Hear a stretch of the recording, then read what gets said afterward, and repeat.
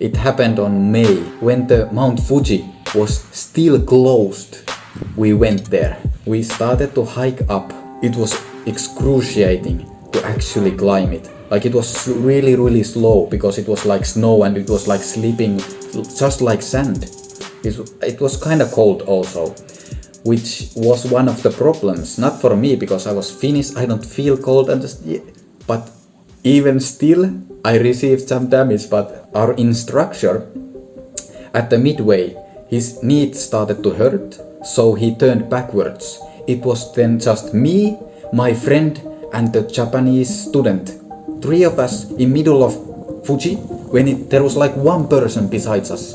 One person, and even he didn't go to the top because it was actually like snowstorm. The thing that the instructor and the Japanese guy didn't tell us was that, well, the Japanese guy had like a huge, like a scarf. The damage, like the frostbite, maybe 2nd degree burns. It was horrible. But that wasn't the craziest part. After we had reached the top, we started to come back down. And the Japanese guy who was like looking at the maps, he kinda directed us to the wrong way. It got really steep, really fast. Like the Japanese guy slipped like 2-3 meters down. Like just sliding with the snow.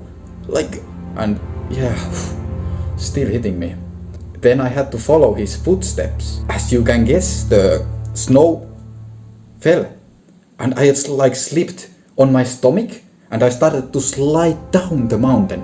I had like my pickaxe and I hit the pickaxe as hard as I could and stopped my movement. There was like this rope, but they hadn't said like you have to wrap it around your hand. Literally no instructions, anything. We just started to climb Mount Fuji. So my hand slips, but luckily I got my like footing. Like, we had like ice spikes. I think I potentially could have died that day. Like what's stopping my speed if I don't have my axe? And at the dormitory, there was actually a funny thing, like there was this girl, like Japanese girl. He was to our friend, like in Japanese, he said like, are these guys like really drunk or something? Because our faces were like burning, beaming red from the frostbite and maybe from the sauna afterwards. But we don't talk about that, like I love sauna. I would do it again.